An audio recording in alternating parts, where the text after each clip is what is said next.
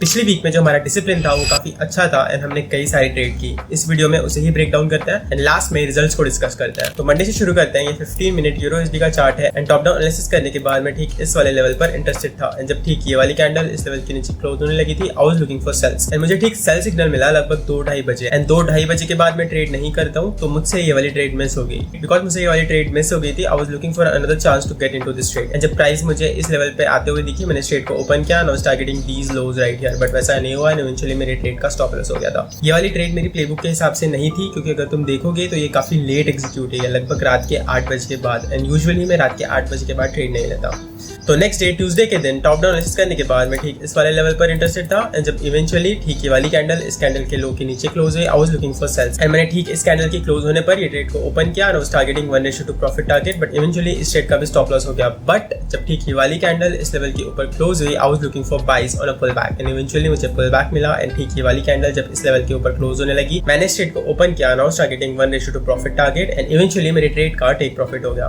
उसके बाद next day on Wednesday I was again looking for cell, because जो हमारा हायर बायस था वो सेल की तरफ था and eventually top down analysis करने के बाद मैं ठीक इस H1 जोन पे इंटरेस्टेड था एंड जब इवेंचुअली ये वाली कैंडल ने हमें रिजेक्शन दिया, मैंने एक सपोर्ट के बनने का वेट किया एंड ठीक इस वाली कैंडल के क्लोजर में मैंने इस ट्रेड को एंटर किया and was targeting 1:2 profit target and eventually हमारा टेक प्रॉफिट हो गया। उसके बाद नेक्स्ट दिन थर्सडे के दिन I was again looking for sells and eventually top down analysis करने के बाद मैं ठीक इस वाले लेवल पर इंटरेस्टेड था, बट यहाँ पर मुझे इनफ रिजेक्शन दिखा नहीं, तो मैंने इस ट्रेड को एंटर नहीं किया and eventually I was looking for sells, but मुझे सेल साइज सेटअप नहीं दिखे एंड इवेंचुअली जब ठीक ये वाली कैंडल ने इस कैंडल के हाई को ब्रेक करना शुरू किया, that was a potential trade मेरी प्लेबुक के हिसाब से, बट मैंने एग्जीक्यूट नहीं किया बिकॉज ऑफ फियर। उसके बाद प्राइस जब ठीक इस H4 लेवल से रिजेक्ट होने लगा, I was looking for sell and eventually on a pull back जब ठीक ये वाली कैंडल का लो ब्रेक होने लगा, मैंने इस ट्रेड को ओपन किया and I was targeting 1:2 profit target, but मैंने इस ट्रेड को थोड़ा सा जल्दी काट दिया and I was out with 1:1.78% profit target. उसके बाद on the last day Friday आया एंड फ्राइडे के दिन I was again looking for cell until I see a trend termination trade. Eventually मुझे एक सेटअप दिखा, जब ठीक ये वाला H1 लेवल ब्रेक होने लगा, I was looking for sells, but जब ठीक ये वाली कैंडल इस कैंडल के ऊपर क्लोज हुई, I was looking for buys and eventually मैंने अपनी ट्रेड को ओपन किया ठीक इस वाली कैंडल पे। जो मेरा स्टॉप लॉस था वो तो प्रायर बार के नीचे and I was targeting 1:2 profit target with this one also and also कुछ देर के बाद ही मेरा टेक प्रॉफिट हो गया, बट इस ट्रेड से मैं सिर्फ 1:1.5 टारगेट ही अचीव कर पाया एंड ठीक इस कैंडल में मैंने अपनी रिमेनिंग पोजीशन को काट दिया। तो अब थोड़ा वीकली रिव्यू देखते हैं मैंने कौन सी गलतियां की एंड कौन सा पार्ट मैंने ठीक किया।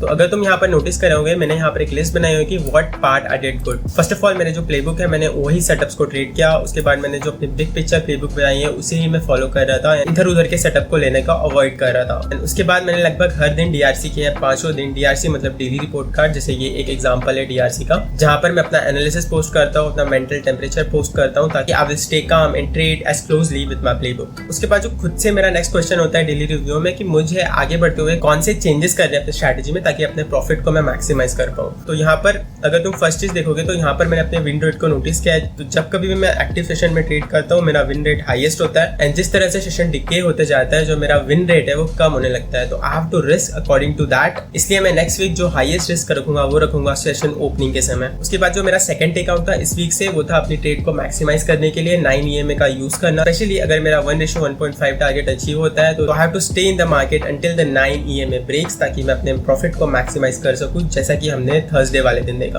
उसके बाद मेरे कुछ गोल्स है, जैसे कि मेरा फर्स्ट गोल है keep the risk across the same, मतलब सारे ट्रेडिंग डेज के अक्रॉस मुझे अपना जो रिस्क है उसको सेम रखना है ताकि मैं मैक्सिमम अचीव कर सकूं। उसके बाद मेरा नेक्स्ट गोल है कि मुझे डेली डीआरसी करना है। मैंने एक चीज नोटिस की है कि जब कभी भी मैं डीआरसी एक्टिवली करता हूँ, मैं अपनी प्लेबुक को क्लोजली फॉलो करता हूँ, that is essential for next week. उसके बाद थर्ड थिंग, मुझे अपनी ट्रेड को लॉन्ग टर्म रन करने के लिए थोड़ा सा 9 EMA का सपोर्ट लेना है एंड अपनी विनिंग ट्रेड में प्रॉफिट को मैक्सिमाइज करना है। उसके बाद मेरा नेक्स्ट वीक फोर्थ गोल है कि मुझे हाई आरआर वाले सेटअप्स में ज्यादा ध्यान देना है, उसमें ज्यादा रिस्क करना है, बिकॉज वहीं पर सबसे ज्यादा मुझे रिवॉर्ड मिल सकता है। उसके बाद मेरा नेक्स्ट गोल है कि मुझे सिर्फ यूरो ही ट्रेड करना है, बिकॉज उसी से मुझे मैक्सिमम अपॉर्चुनिटी मिल रही है हाई आरआर की। So after all this, what was my result this week? इस वीक के लिए मैं अप हूँ 2% अपने अकाउंट में आफ्टर प्रीवियस 2 वीक जो कि ब्रेक इवन थे and I am finally now in some profits. Anyway, अगर तुम मेरी स्ट्रैटेजी में इंटरेस्टेड हो, मैंने अपनी स्ट्रैटेजी को ब्रेक डाउन किया है ठीक इस वाले वीडियो पे एंड अपने अकाउंट को किस तरह से फास्ट ग्रो करते हैं उस पर भी एक वीडियो बनाया जिसे तुम यहाँ से देख सकते हो। So that is it for the video. I'll see you.